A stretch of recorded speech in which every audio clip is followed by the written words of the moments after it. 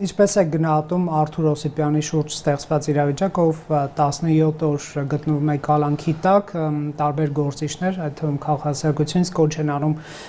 ազատ արձակել, արդյոք այս իրավիճակը խնդրահարույց չի նաև ժողովրդավարության տեսանկյունից, սրանով ամփոփենք Տիգին Աբրահամյան։ Սա ամենամտահոգիչ հարցն է, թերևս այս քարոզարշավի, ընդհանրապես Արթուր Օսիպյանի հետ տեղի ունեցած օրը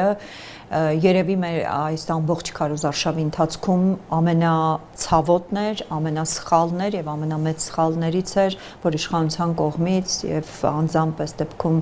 վարչապետի կողմից իրականացվեց։ Ես նաեւ իմ կազմակերպությունը նաեւ հայտարարությանը միացած, ընդ որում մի քանի հայտարարությունների միացած եւ նախաձեռնած նաեւ կազմակերպություններից ենք, ցավոք դեռևս դրանք արդյունք չեն տալիս, բայց կարծում եմ, որ պիտի շարունակի քաղաքասարակությունը այս խնդիրը բարձրացնել, որովհետև նախ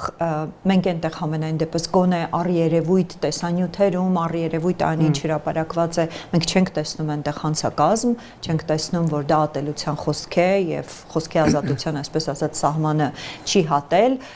այո, կա վիրավորանք իր նախորդ գրառումներում, կա բավական այդպես կոշտ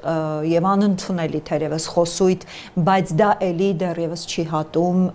ատելության խոսքի կամ այդպես սպառնալիքների սահմանը, այսինքն քրական, այդպես քրաիրավական դաշտ չի մտնում